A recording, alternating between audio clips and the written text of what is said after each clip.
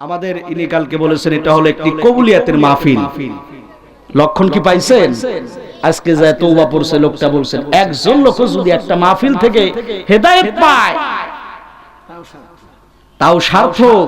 কিন্তু আজকে বছরকার বছর জেলাকে জেলায় গ্রাম গ্রাম লক্ষাধিক হাজার হাজার মিল্কন মাহফিল হচ্ছে কিন্তু হেদায়েত হয় না। কি কন? আজও পর্যন্ত বছরকার বছর যায় দেখা যায় সভাপতি এ পর্যন্ত দাঁড়িয়ে ওঠে না। কি কন? 80 বছর 90 বছর বুড়া হয়ে যায়, এরপরে দাঁড়িয়ে পর্যন্ত মাহফিল দ্বারা হয় না। এরকম মাহফিল দ্বারা কোনোদিন হেদায়েত হবে না। আমার ভাইরা, আমার বন্ধুগণ, আমার আসুন আমরা খেয়াল করি। আমার ভাইরা, আমার মাতখর ব্যক্তি বাড়িতে চলে গেছে, দরজায় টোকা মেরেছে, স্ত্রী দরজা খুলেছে, ভয় পেয়েছে। ওগো প্রাণের স্বামী, আল্লাহর কসম করে বলি দীর্ঘদিন হলো আমার মারধর করেন, আমার পিঠটা বড়ই বেদনা হয়ে গেছে, আমি সহ্য করতে পারতেছি না, আমি ঠিক মতো ওঠা বসা করতে পারতেছি না। প্রাণের স্বামী গো, আমারে মারধর করবেন না, আজকে আগে আগে এসে চলেছেন। স্বামী বলেন প্রাণের বিবি গো, অনেক মারধর করেছি আর বলে লজ্জা দিও না, আর এই কথা তুমি বলিও না। তবে আমার কথা শোনো, রাস্তা দিয়ে যাইতে যাইতে একটা কাগজের অংশ পাইলাম, তবে আমি জানি না কি দেখো সে নাই কাগজের মধ্যে কি লেখা আছে। কাগজখানা হাতের মধ্যে লইয়া এবার আপনার দেখতেছে স্ত্রী কয় আমি তো মূর্খ মানুষ, আমি তো বুঝি না, তবে যদি মনে হয় এটা দামি কিছু হতে পারে, আপনি যেহেতু নিয়ে এসেছেন। আমার ভাইরা, আমার গরিব দুঃখী মানুষ, ঘরের মধ্যে একটি মাছা, কি ঘরের মধ্যে মাছা, তার উপরে সগ বুঝেন, তার উপরে সগ, আগের মাছা ছিল ঘরের মধ্যে কি টানাইতো সগ দিয়া, তারপরে পাইলে বাতি লাগতো, ওই রকম একটি সগ টানানো, ওর উপরে একটা বাক্স, বাক্সুর উপরে হলো আর একটা পাতিল, ওই পাতিলের মধ্যে ঘরের মধ্যে সবচেয়ে উঁচু জায়গায় ওই কাগজের টুকটাটা রেখে দিয়েছে। আমার ভাইয়ের, আমার বন্ধুগণ, আমার যাই হোক, রাতের বেলা ঘুমিয়ে পড়েছে, বাচ্চাটাও শুয়ে আছে, একবার এদিক শুয়ে আছে, স্বামী এদিক, স্ত্রী ওদিক। মনে মনে পরিকল্পনা, মনের মধ্যে বড়ই প্রশ্ন জাগতেছে, কি ব্যাপার আমার স্বামী আজকে কথাবার্তা, দীর্ঘদিন এত সুন্দর কথা স্বামীর মুখ থেকে পাই নাই, আজকে কি এমন পেল, কার কাছ থেকে কি এমন ওসিয়ত পেল যে কথার সৌন্দর্যতা মাধুর্যতা এত সুন্দর। স্ত্রী কোনদিন স্বামীর কাছে টাকা পয়সা ধন সম্পদ লক্ষাধিক বাড়ি ঘর চায় না, স্বামীর একটু মিষ্টি কথা চায়, ঠিক কিনা? কারণ সবচেয়ে আপনজন হলো স্বামী। কিন্তু পেপার পত্রিকায় দেখা যায় আমার ভাইরা, আমার একজন স্ত্রী তার স্বামীর কাছেও নিরাপদ না। সেদিনও পেপার পত্রিকার মধ্যে প্রথম আলোতে দেখলাম যে স্ত্রী পরকীয়া জানার কারণে, স্বামীর পরকীয়া জানার কারণে বলেছে আমার ভাইদেরকে কিন্তু বিষয়টা বলে দিব, তোমার হাত ধরে এসেছি, রাজ পালন করো, সব পাশাত ছেড়ে এগুলো কিন্তু বলে দিব। আমার ভাইরা, আমার সেই দিন রাতে, রাত প্রায় 12টা 1টার দিকে বেচারা নিমহারাম স্বামী, নাফরমান জালিম স্বামী, বালিশের নিচেই, কম্বলের নিচে একটা ছুরি রেখেছিল, স্ত্রীকেও জবাই করেছে। এরপরে আপনার 12 থেকে 13 বছরের একটা কন্যা ছিল, কন্যাটাকেও জবাই করেছে। এ মুসলমান, স্ত্রী যদি স্বামীর কাছে নিরাপদ না হতে পারে, কোথায় তারা যাবে বলেন? আমার ভাইরা, আমার শ্বশুরে জ্বালায়, শাশুড়ি জ্বালায়, বাসুরে জ্বালায়, অমুকে জ্বালায়, ননদে জ্বালায়, পাড়া প্রতিবেশী জ্বালায়, মনের মধ্যে দুঃখ নাই, কিন্তু স্বামীর যদি একটু মিষ্টি কথা পায়, স্বামীর যদি একটু ভালোবাসা পায়, ওইটাকেই তিনি জান্নাতি পরিবার মনে করে। সুবহানাল্লাহ। এইটুকু কি আপনারা দিতে পারবেন না? আজকে থেকে ওয়াদা করেন আর কোনোদিন স্ত্রীকে বলবেন না, স্ত্রীকে কোনোদিন কষ্ট দিবেন না। আমার ভাইয়েরা, আমার বন্ধুগণ, আমার রাত গভীর হতে হতে রাত প্রায় 12টার থেকে 1টা বেজে গেছে। কয়টা? 1টা বেজে গেছে। এবার স্ত্রী চিন্তা করতেছে, কে রে, সব কথাই বললাম কিন্তু কাগজটা পাইলো কোথায়? এ কথা তো আর জিগাইলাম না। হ্যাঁ, আমার ভাইরা, আমার কাগজটা কোথা থেকে পেল তা তো স্বামীকে জিগালাম না। সঙ্গে সঙ্গে স্ত্রী ওই দিক থেকে ঘুরে এই দিক থেকে ঘুরে স্বামীর বুকের উপরে হাত দিছে। হাত দাও সারা লক্ষ্য করে দেখে আহারে শরীরটা কেমন যেন ঠান্ডা হয়ে গেছে। ইন্না লিল্লাহি ওয়া ইন্না ইলাইহি রাজিউন। কত বড় দুঃখ চিন্তা করেন। জীবনের শেষ মুহূর্তে দীর্ঘদিন সংসার যাও ভালো হয়েছে, ভালোটা উপভোগ করার সময় পেল না। দু হাতটা তুলে দিয়েছে, ওগো আসমানের মালিক, জীবনে যদি এই কপালটাই আমারে দিবা তাইলে স্বামী ভালো করার কি দরকার ছিল? কোনদিন স্বামীর মুখের ভালো ডাক আমার নামটা ধরে আমি শুনতে পাই নাই।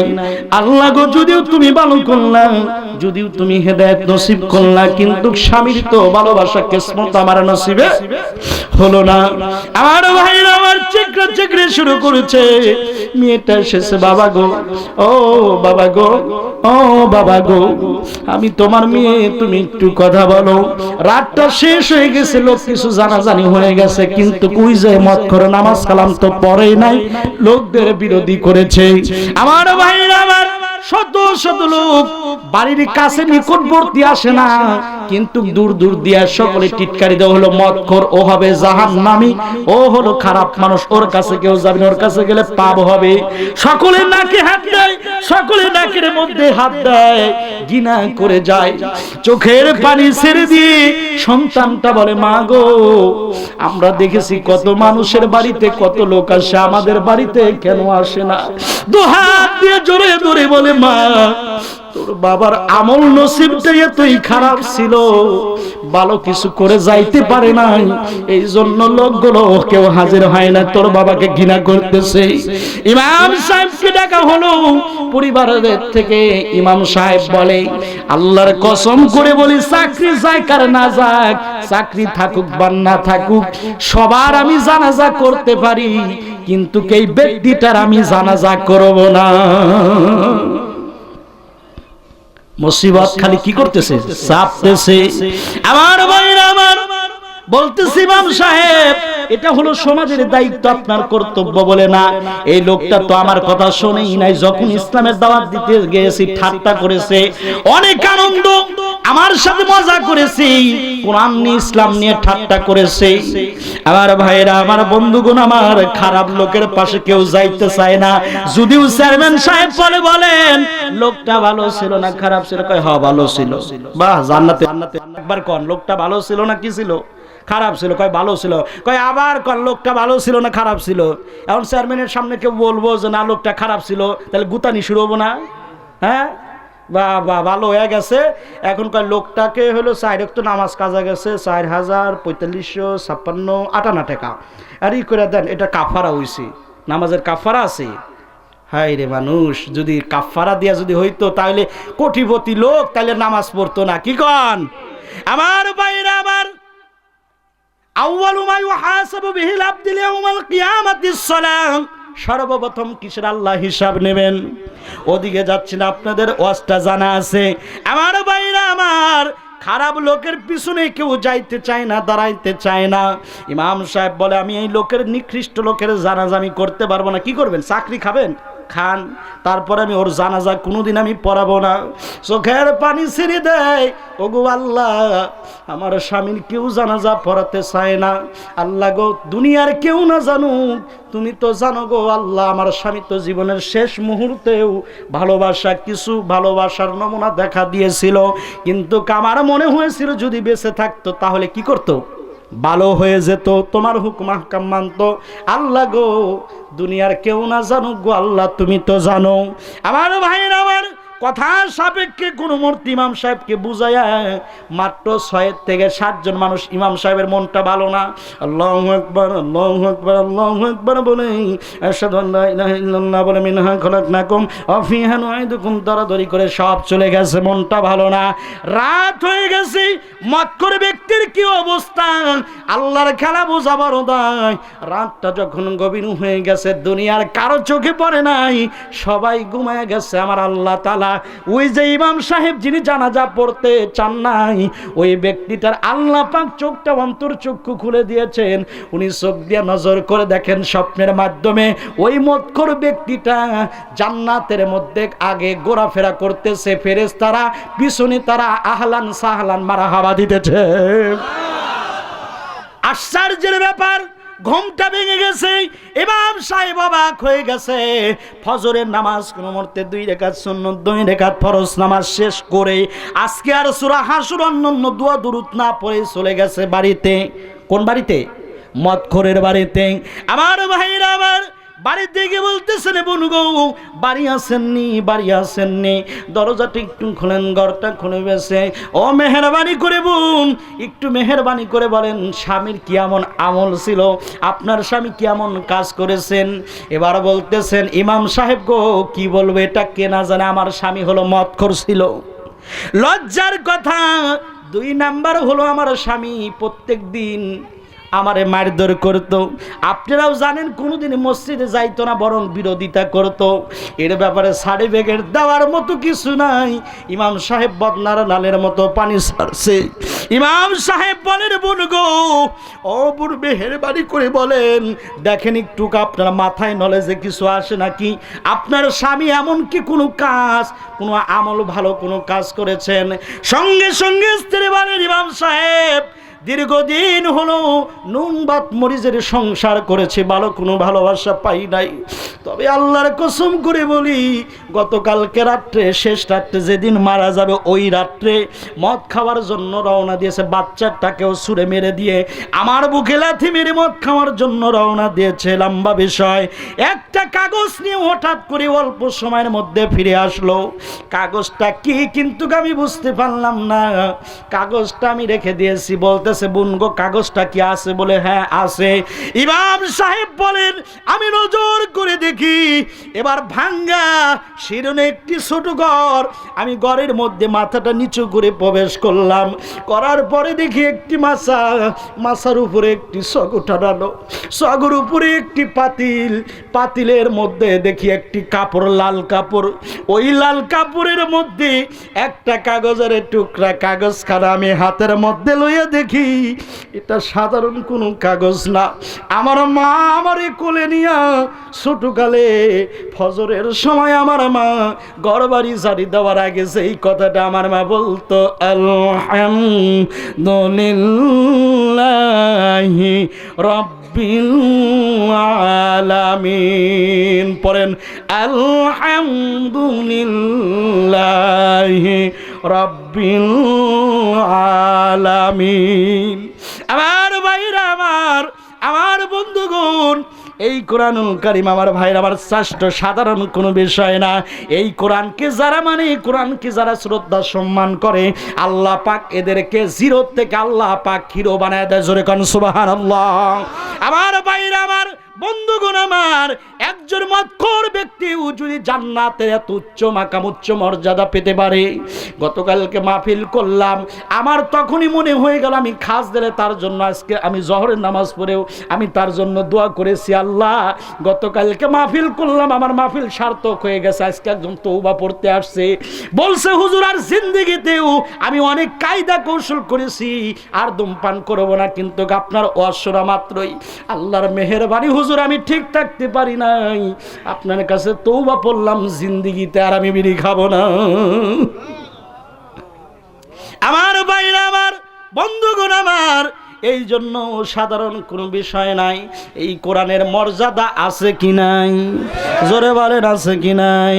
আমার ভাইরা আমার, এরকম এক একটা ওয়াকিয়া যদি বলি, আমার মতো বাচ্চা, আমার মতো অধম নাগাল গুনাহগার সারা রাত বললে পরেও এক একটা আয়াতের এক একটা ওয়াকিয়া আমি শেষ করতে পারবো না। আমার বন্ধুগণ, বিশ্ব নবী, রহমতের নবী, বরকতের নবী, আমার ভাইরা আমার গোটা জিন্দিগিতে যখন জাহিলিয়া পর্বতের যুগ আল্লাহ পাক যখন অর্থাৎ সময়টা ছিল যখন মানুষ নিজ কন্যাকে মানুষ কি করত জীবন্ত জবাই করত আপনারা প্রত্যেকে জানেন আমার ভাইরা আমার এই কোরআন মানলে পরে মানুষ দুনিয়ার সুখ শান্তিটাও যে ভুলিয়ে যায় দুনিয়ার প্রেমটাও যে ভুলে যায় আমার ভাইরা আমার বন্ধুগণ আর দুনিয়া সিজনুল মুমিনিন ওয়া জান্নাতুল কাফির দুনিয়াটা মুমিনদের জন্য কোনোদিন আনন্দের জায়গা হতে পারে না দুনিয়াটা কাফেরদের জন্য আনন্দের জায়গা উল্লাসের জায়গা বাজারের জায়গা রাসূলের কথা জোরে বলেন কার কথা আমার ভাইরা আমার হুব্বুদ দুনিয়ার আসকুল্লি খতিয়া দুনিয়াকে যে যত ভালোবাসবে সে তত পরকাল থেকে গাফেল হবে আমার কথা না কার কথা রাসূলুল্লাহর কথা রাসূলুল্লাহ বলেন সাল্লাল্লাহু আলাইহি ওয়াসাল্লাম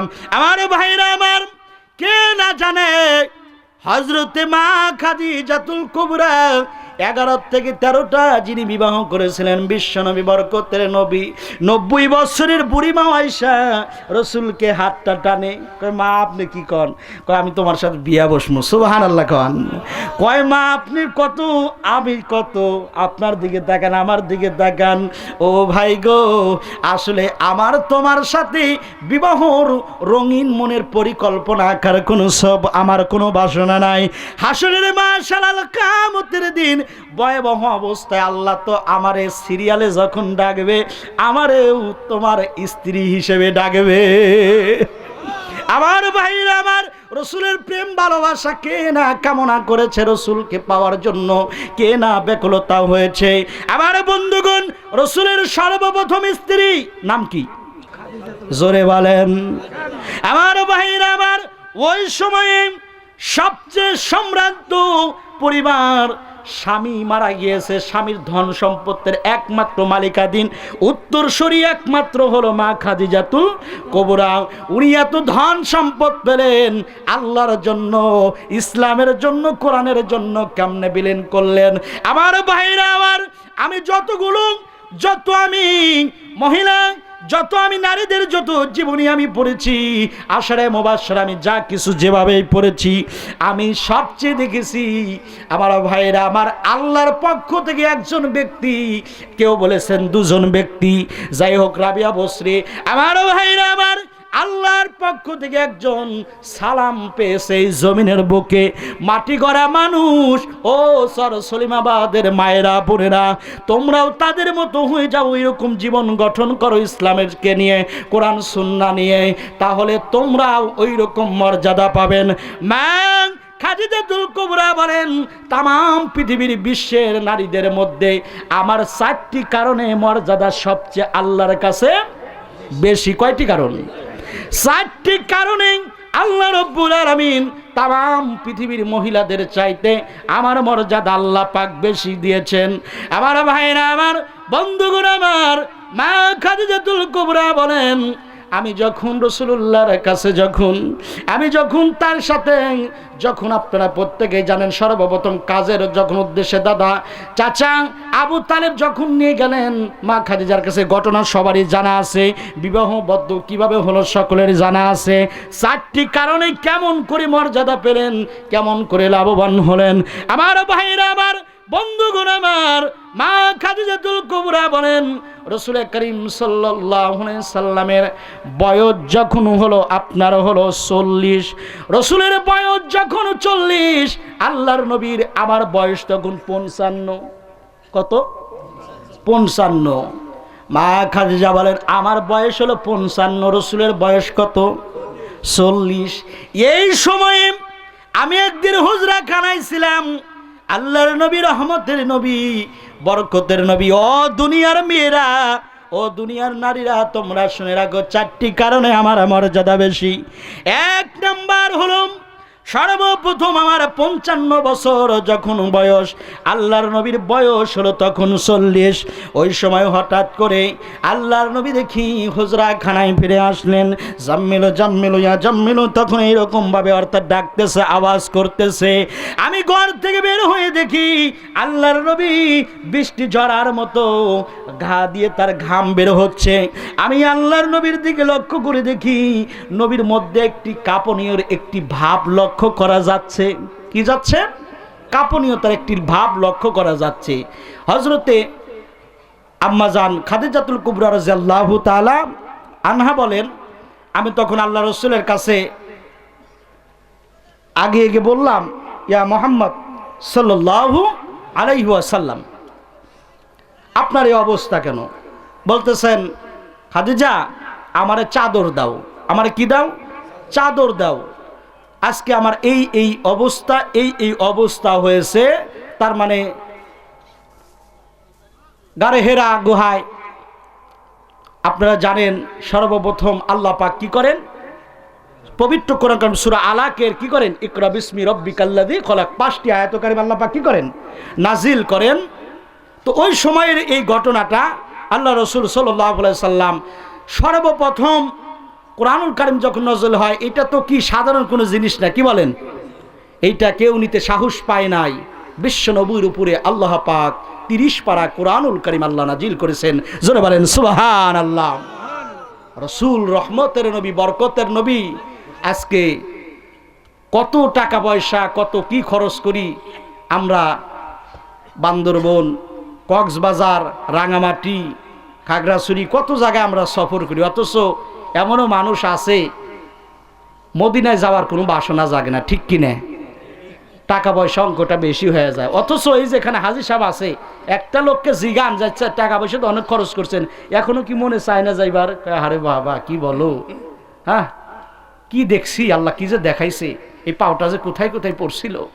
আরে মনে হলো যেন সবে মাত্র আল্লাহ পাক আয়াতগুলো নাজিল করছে। এক একটা আয়াত কারিমা যখন এক একটা পাহাড়ের গোয়ায় পাথরের উপরে লেখা আছে, মনে হচ্ছে যে সবে মাত্র আল্লাহ পাক আসমান থেকে কোরআনুল কারীম আল্লাহ নাজিল করতেছেন। জোরকান সুবহানাল্লাহ। মনে চায় জীবনের শেষ প্রান্তেও যদি আর একটা বার যাইতে পারতাম। এই জন্য উম্মত আশেকের একমাত্র ঠিকানা কি? মদিনা। জোরে বলেন, উম্মত আশেকের একমাত্র ঠিকানা কি? মদিনা। মদিনা আশেক মুমিনের ঠিকানা। বলেন মদিনা। মদিনা আশেক। আপনারা কি আমার ভাষা বুঝতেছেন? মদিনা। মদিনা আশেক মুমিনের ঠিকানা। মদিনা। মদিনা আশেক মুমিনের ঠিকানা। বলেন মদিনা। মদিনা আশেক।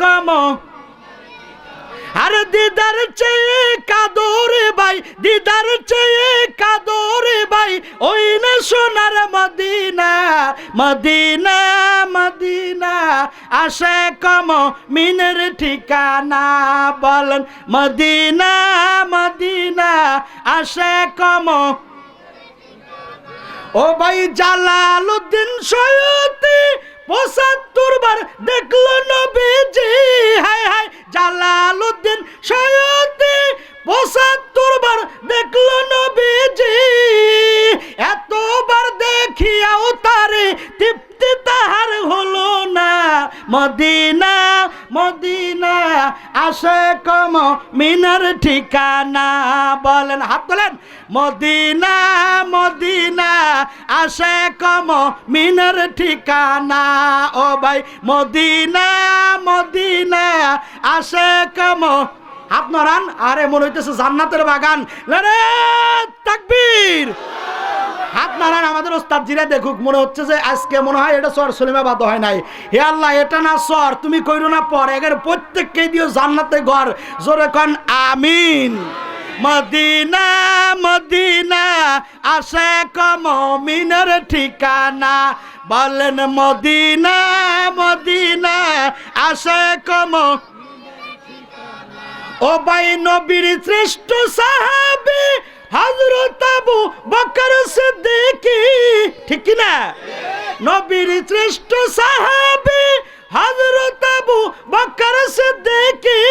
ও ভাই ভালোবেসে শুইল পাশে, যাইয়া দেখো মদিনা। মদিনা। মদিনা আশেক মুমিনের ঠিকানা। বলো না মদিনা। আশেক। ও বাজান দিদার চেয়ে কাঁদো তোমরা, ওই না সোনার মদিনা। মদিনা। মদিনা আশেক। মাশাআল্লাহ মদিনা মদিনা আশিকম জোরে মদিনা মদিনা আশিকম একটু জিকির করেন লা মোহাব্বত লা ইলাহা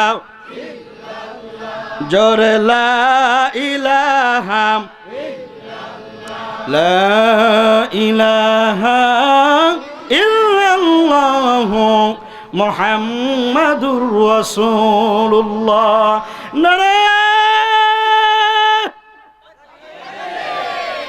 বুঝে নাই তার মানে বক্তাই খাড়ুক আমরা আর খাটমু না হ্যাঁ আপনি করে তিনটা সহযোগিতা করা লাগবো নারায়ে তাকবীর আল কোরআনের আলো আল হাদিসের আলো খালি ঘরে ঘরে বাইরে দরকার নাই খালি ঘরে ঘরে আর দিয়েন না বাইরে দেন ঘরের মধ্যে আন চলে স্টার জলসায় আর জি বাংলা নষ্ট করতেছে সোনার বাংলা ঠিক কি না বোঝে না তো ওরা বোঝে না ভালো মন্দ ওরা বোঝে না চিন্তা করে দেখলাম স্টার জলসায় আর জি বাংলা নষ্ট করতেছে সোনার বাংলা আমাদের মা বোনেরা নতুন নতুন বউয়ে যখন যায় বাথরুম পাক ঘর চিনুক বা না চানুক টিভির ঘরটা ঠিক আছে নি কি কন এলাকায় কি এগুলা আছে না ইয়া আল্লাহ একবার শেষ করছে হায় হায় যাই হোক আমি এই জন্য আপনাদেরকে তাকবীরটা আমরা এই জন্য দিলাম আজকে কবুলিয়াতের একটি মাহফিল আপনারা পেয়ে গেছেন জোরে কোন আমিন লোকের দেখেন সমাগম হয়ে গেছে আপনারা একটু সকলে তাকান বাজান ভাই আমার সকলে তাকান দেখছেন সবাই দাঁড়িয়ে গেছে একটু মেহেরবানি করে আরেকটু গাইজা গুইজা আরেকটু আসেন আল্লাহ এখন এই মুহূর্তে যারা আল্লাহ তাআলা যুগবা আমি তো বক্তা আমার একটা আছে না প্র্যাকটিস আছে না আমি কি ভলান্টিয়ার নাকি যে আপনারা আই গান আপনারা এদিক ওদিক যান আমি কি আর বলতে পারি তাইলে আমি এখন জিকির করবো তবে যারা বেড়া চল আছেন তারা পিছনে থাকবেন না তারা যত গেজা গুজা আছে সব চাইবা চুইবা বসবেন আল্লাহ তুমি কবুল করো এর ফাঁকে আমি জিকির করবো আল্লাহ আল্লাহ আল্লাহ হ্যাঁ মহিলারা না খালি বেড়া চলা গান আল্লাহ আল্লাহ আল্লাহ আল্লাহ আল্লাহ আল্লাহ বলর মন আল্লাহর নাম করো জপনা মনে বড় আশা ছিল যাব মদিনায় আল্লাহ আল্লাহ আল্লাহ আল্লাহ আল্লাহ আল্লাহ আল্লাহ উইরা যাও রে জরার কবিতর লইয়া যাও রে মদিনার শহর আল্লাহ আল্লাহ আল্লাহ আল্লাহ আল্লাহ আল্লাহ লা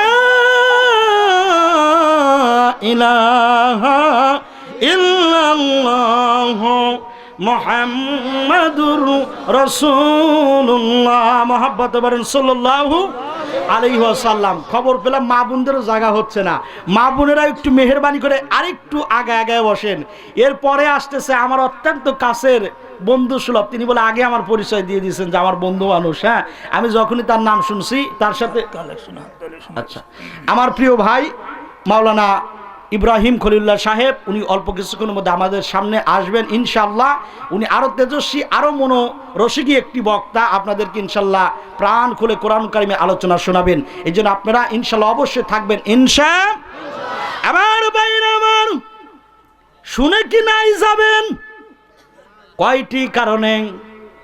কয়টি কারণে মা খাদিজা বলেন রাসূলুল্লাহকে যখন ওই রকম আমি লক্ষ্য করতেছিলাম আল্লাহর নবীকে এবার আমি সান্ত্বনার ভাষায় আমি বললাম ওগো আব্দুল্লাহর বেটা মুহাম্মদ সাল্লাল্লাহু আলাইহি ওয়াসাল্লাম আপনি যে কথাগুলো আমার সামনে বর্ণনা করলেন আমি এই কথার ব্যাপারে সত্য হতে পারি আপনার সাথে আমি দীর্ঘ 15 বছর সংসার করতেছি কয় বছর জোরে খান 15 বছর রাসূলুল্লাহর যখন বিবাহ করেন তখন হলো 25 বছর কয় বছর আর হলো মা খাদিজাতুল কুবরার বয়স কত?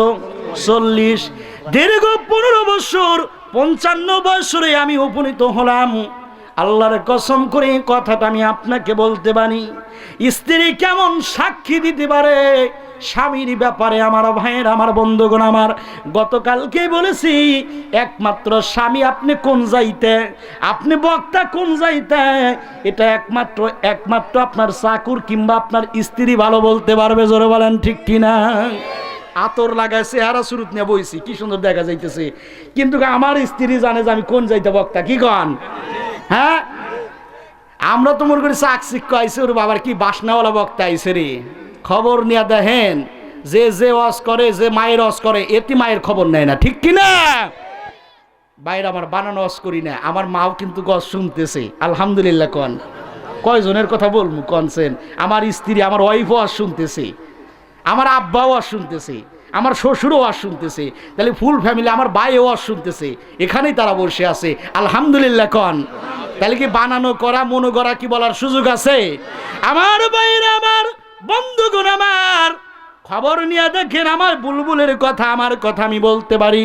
আমার মাকে সাক্ষী রেখে, আমার বাবাকে সাক্ষী রেখে জিন্দিগিতেও কোনোদিন মাকে কোনোদিন তুই শব্দ আমার জ্ঞানে পড়ে না। আমি কোনোদিন তুই বলে কোনো ভাষা ব্যবহার করি নাই। অল্প সময়ের মধ্যেও বলতে পারি, প্রাণের বিবি গো, বিবাহ শাদী সাধারণ কোনো জিনিস না, যেই ওস্তাদের মাধ্যমে একটি আল্লাহ পাক, যাদের মাধ্যমে আল্লাহ পাক একটি সম্পর্ক তৈরি করে দিয়েছেন। আমার ক্যারেক্টার, আমার ওয়াজ, আমার তেজস্বতা, আমার প্রচারিতা তোমার উপরে ডিপেন্ড করে। তুমি যদি আমার এই দোয়া উল্টা করো, আমার বক্তাগিরি থাকবে না। তুমি যদি সোজাগিরি দোয়া করো, এ বক্তা থাকবে না। বক্তা আল্লাহ কবুল করলে আপনাদের দোয়ায় সারা পৃথিবীর বুকে আল্লাহ পাক ছড়িয়ে দিতে পারে। জোরে বলেন ঠিক কিনা? এই যে মিডিয়া, আমার ভাইয়ের, আমার সারা পৃথিবীতেই চলে যাচ্ছে। আমার বন্ধুগণ, আল্লাহ পাক মায়ের দোয়া, মায়ের ভালোবাসা পাওয়া দরকার আছে কি নাই? লম্বা কথা ছিল, বলার সুযোগ নাই। আমি বলবো, আপনারাও ঠিক থাকতে পারতেন না রে আমার ভাইয়েরা, আমার বন্ধুগণ। আমার মা খাদিজা বলেন, ওগো আল্লাহর রাসূল, আপনি এতক্ষণ পর্যন্ত যে বর্ণনাগুলো করলেন, এ কথার ব্যাপারে আমি বলতে পারি, আপনাকে কোনো জিন, কোনো শয়তান, কোনো বদমাশ, কোনো ব্যক্তি আপনার অনিষ্ট, কোনো ক্ষতি করতে পারে না। আপনি হয়তো জানেন না, আপনি একজন আল্লাহ পাকের পয়গাম্বার হয়ে গেছেন। কোনো কথা হবে না, আমি নির্দ্বিধায় পড়ে নিলাম, লা ইলাহা ইল্লাল্লাহু মুহাম্মাদুর রাসূলুল্লাহ সাল্লাল্লাহু আলাইহি ওয়াসাল্লাম। মা খাদিজা বলেন, তখন এই জমিনে, আসমানের নিচে, জমিনের উপরে কেউ কিন্তু কালেমা পড়ে নাই। সর্বপ্রথম কালেমা কে পড়েছে? আমি পড়েছি। আল্লাহ পাক আমারে প্রথম কালেমা পড়নেওয়ালা হিসেবে আল্লাহ কবুল করেছেন। এই জন্য এই দুনিয়ার মধ্যে 4টি কারণে আল্লাহর কাছে সম্মান বেশি হলো। 1, 2 নম্বর বলে আমার ভাইরা, আমার 2 নম্বর হলো মা খাদিজাতুল কুবরা বলেন, রাসূল করিম সাল্লাল্লাহু আলাইহি ওয়াসাল্লাম গারে হেরায় যখন 5,500 ফিট, কয় হাজার, এই এখান থেকে মানে ভূতের মরবো নাকি, ও কতটুকু গো? আল্লাহু আকবার। আমি আমার কেতাবের ভাষায় বলতে পারতেছি, কিন্তু যারা নিজ চোখে, যারা নিজ কদমে যারা হেঁটেছেন, কারা কারা ওখানে গিয়েছিলেন? মাশাআল্লাহ। বাজান একটু হাত তুলে দেখান তো বাবারা, মাশাআল্লাহ, হাত নামান। আমার ভাইরা, আমার এখনো এদের মুখের কাছে যদি যায় বলেন, হুজুর একটু বর্ণনা করেন, তো বলবে ওই সময় যেরকম ছিল এখন তো না, এখন বসার মাঝখানে কি করছে, কিছু ব্যবস্থা তৈরি করেছে, কিন্তু তারপরে মনে হয় না আমার মতো লোক ওখানে ওঠার সমর্থ আছে। মা খাদিজা কেমনে রাসূলুল্লাহর জন্য খাবার নিয়ে যায়, আমার ভাইয়ের, আমার কেমনে খাবার নিল তার জন্য, কেমনে 5,500 ফিট উঁচু, এত বড় উচ্চ পাহাড় উঠে আবার কেমনে নেমে আসলো। একদিন মা খাদিজাতুল কুবরা খাবার নিয়ে রাসূলুল্লাহর জন্য যাইতেছে, যাওয়ার মধ্যে জিবরাইল আমিন বলে, ও আল্লাহর রাসূল আমি চলে যাই। কয় কে চলে যাবে? কয় আপনার স্ত্রী আসতেছে। সুবহানাল্লাহ কন। আমি আর থাকবো না, তবে আজকে একটা খুশির সংবাদ জানাই, আপনি আপনার স্ত্রীকে নবীকে জানায়া দিয়েন আল্লাহ পাক খাদিজার উপরে এত রাজি খুশি এত হয়েছেন, আল্লাহ পাক স্বয়ং তার পক্ষ থেকে খাদিজারে আল্লাহ সালাম দিয়েছে। রহমতে আলম নবী নূরে মুজাসসাম বলেন, রহমতে আলম নবী নূরে মুজাসসাম, সাহাবীরা আতর বানায় ওই নবীজির গাম বলেন, সাহাবীরা আতর বানায় ওই নবীজির, বলেন না রহমতে আলম নূরে মুজাসসাম, সাহাবীরা আতর বানায় ওই নবীজির গাম বলেন, সাহাবীরা আতর বানায়। ভাইজান শোনো মানু জানো কেমন আমার নবীজি, যাহার পাগল চন্দ্র সূর্য তারকারাজি, ঠিক না ভাইজান? আরো শুনবানি সুন্দর কাহিনী, জান্নাতের ওই রুমে রুমে লেখা নবীর নাম বলেন, রহমতে আলম নূরে মুজাসসাম, সাহাবীরা আতর বানায় ওই নবীজির গাম। এই নবীর পাগল হওয়া দরকার আছে কি নাই? আমরা এবং আল্লাহ রাসূলের পাগল কিনা? একটু হাত তুলে সকলে দেখান, নারায়ে তাকবীর, নারায়ে তাকবীর। আল কোরআনের আলো, আল হাদিসের আলো, কোরআন সুন্নাহর আলো, নারায়ে তাকবীর। ওই দুইটা শোনামো, না শুনে কি যাবেন? তবে ওইটা শোনাবো তার আগে একটি কথা, আপনারা আসলে আল্লাহর কেমন পাগল একটু পরীক্ষা করা দরকার আছে না? এখানে আমরা একটু বাস্তবতা পরীক্ষা করি, দেখি স্যার আমরা কিরকম আল্লাহর পাগল। পাগলের পরীক্ষা আল্লাহ নিজেও করেন, কখনো খাদ্য দিয়া, কখনো বস্ত্র দিয়া, কখনো জানমাল দিয়া, কখনো কি দ্রব্য দানা শস্য দিয়া। আল্লাহ তাআলা বিভিন্নভাবে পরীক্ষা করে থাকেন বান্দারে। এ পরীক্ষা আমার না, পরীক্ষা কার? আল্লাহর। তেমনি ইতিহাস খুঁজলে পাওয়া যায়, যার নাম হলো লাইলি, যার নাম হলো মজনু। হাইসা বালাইছে, জানা আছে তার মানে? ও আচ্ছা, উপন্যাসটা আমি নিজেও পড়েছি। লাইলি মজনু কেমন একে অপরে পাগল ছিল। নাম হলো লাইলি।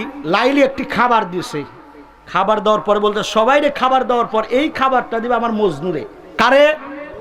আমার মজনুরে। খেয়াল করেন, খাবার নিয়ে গেছে, এখন বড়া মজলিস সকলকে খাবার দিছে, দেওয়ার পরে এখন বলছে সর্বনাশ, এখন মজনুবান কেডো তা তো শুনলাম না, তো তাহলে জিগাই।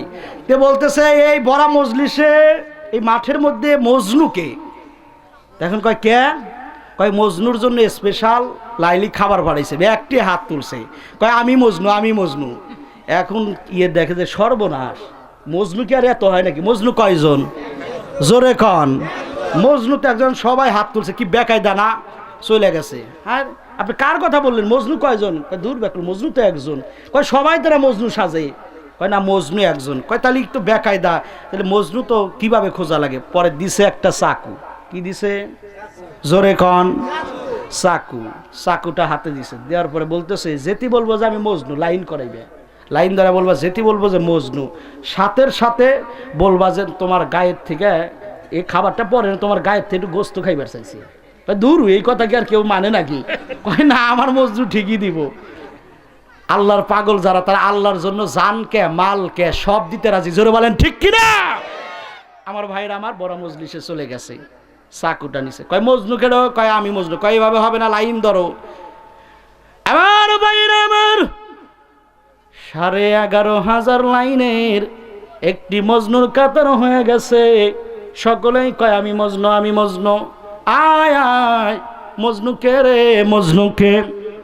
কয় আমি মজনু। কয় চাকুটা একটু নাও, খাবারটা পরে নাও, গায়ের থেকে লাইলি তোমার গায়ের থেকে গোস্ত খাইবার চাইছে। কয় আমি মজনু না। এখন খুঁজতে খুঁজতে দেখে যে লাইনের মধ্যে 11,500 পলাইছি, কেউ নাই। কে রে? মজনু গেল করে। এখন কোনায় দেখে একটা পাগল বসে আছে। এ তুই কে রে? পাগল, মাথার চুল কোকরা মোকরা, দাঁতে ছাতা, হ্যাঁ, কাপড় চুপড় ঠিক নাই। তুই কে? মজনু বাবা রে, ভালো করে পাইলাম না, আর পাগল একটা মজনু পাইলাম। দেখি কয় যদি মজনু হয় তাহলে চাকুটা নেও। আমার ভাইরা আমার, পাগল মজনু বলে কেন নেব? বলে চাকুটা নাও। লাইলি বলছে এই খাবারটা গ্রহণ করার আগে তোমার গায়ের থেকে একটু গোস্ত দিবা। চোখের পানি জর জর করে সেরে বলেন চাকুটা আমার হাতে দিয়া যাও, এখানে আমি দাঁড়ায় আছি। আমার একটু লাইলির একটু জিগায় আসো, আমার লাইনি আমার গায়ের কোন অংশটা খাবে? আমার বাইরে আমার বন্ধুগণ আমার, এখন দেখবো আল্লাহর কারা পাগল। আল্লাহ তাআলা জান দেওয়ার মালিক আল্লাহ, মাল দেওয়ার মালিক আল্লাহ। আমার ভাইরা আমার আসলে টাকা কালেকশন করার অভ্যাসতা খুবই কম। তারপরে কমিটি পক্ষের একটি আবদার কোরআনের পক্ষ থেকে আপনাদের সামনে রাসূলুল্লাহ তার রুমাল মোবারক যুদ্ধে প্রান্তে যাওয়ার জন্য সহযোগিতার হাত বাড়িয়ে দিয়েছে। 1 মিনিটের কথা, আল্লাহর নবী যুদ্ধে যাওয়ার জন্য রুমাল মোবারক বেঁচেছে। এ রুমাল কার রুমাল? বিশ্বনবীর রুমাল। এ জাতা রুমাল না, এ ভাই এ 150 টাকার রুমাল না। আমার ভাইরা আমার বন্ধুগণ আমার, যার জামা মোবারক গায়ে লাগলে জাহান্নামের আগুন হারাম হয়ে যায়, যার দিকে তাকালে পরে 3 দিনের খানা দূর হয়ে যায়। আল্লাহর নবী রুমাল মোবারক বেঁচেছে, সুযোগ একটা এসেছে, কেউ আর বাদ থাকে না। টাকা পয়সা, নাকের দুল, কানের দুল যা আছে সবাই দিয়ে দিয়েছে। আমার বাইরা আমার সবাই দিল। এক কোনাখানি সিফা দিয়ে একটা বৃদ্ধা মহিলা দুধ খাওয়াইতে খাওয়াইতে একটা বাচ্চা নিয়ে আসছে। দুধটা খাইতে খাইতে নিয়ে আসছে। কি ব্যাপার? আমার একটু সামনে যাইতে যাও। কয় না, যাওয়া যাবে না, এগুলো যুদ্ধের মাল সামানা তোলা হচ্ছে। আমার বাইরে আমার বৃদ্ধ মহিলা এবারে সেই বলেন ওগো আল্লাহর নবী, সকলের সব দিল। হাসরের ময়দানে আল্লাহ পাক যখন লিস্টে যখন ডাকবে, কিন্তু আমি বাদ পড়ে যাব। আল্লাহর কসম করে বলি, ঘর বাড়ি ভিটে আমার কিছুই নাই, আমার আপনজন কেউ নাই, দেওয়ার মতো কোনো সন্তানও আমার নাই। তবে একটা দুধের শিশু আছে, এই সন্তানটা আমি আপনার রুমাল মোবারকে দান করে দিলাম। পিছন থেকে এক সাহাবী বড় বড় চোখ করছে। আল্লাহর নবী বললেন থামো। এক সাহাবী একজন বিরক্ত বোধ করতে লাগলেন। যুদ্ধের ময়দানে অস্ত্রের দরকার, সরঞ্জাম টাকা পয়সার দরকার, কিন্তু যুদ্ধের ময়দানে বাচ্চা নিলে তো আমরা সমস্যায় পড়ে যাব। বৃদ্ধ মহিলাটা চোখের পানি ছেড়ে দিয়ে বলে ওগো আল্লাহর নবী, আমি জানি আমার এই সন্তান যুদ্ধ করতে পারবে না, ডাল ধরতে পারবে না, তবে কাফের বেঈমানেরা, আমি এটা জানি আব্দুল্লাহর বেটা মোহাম্মদ, কুতিলা মোহাম্মদ আগে আব্দুল্লাহর বেটারে টার্গেট করবে। কাফের বেঈমানেরা আব্দুল্লাহর বেটারে জমিনে থাকতে দিবে না, আপনাকে আগে মারবে। তবে আল্লাহর কসম করে বলি, এই বাচ্চাটা আপনি রেখে দেন। যদি ডান দিক থেকে তীর আসে, এই বাচ্চাটাকে আপনি ধরবেন। বাম দিকে থেকে যদি তীর আসে, এই বাচ্চাটা আপনি ধরবেন। যত তীর আছে আমার বাচ্চারা গায়ে লাগবে, আল্লাহ রসুল দুনিয়াতে আরাম ফরমাবেন।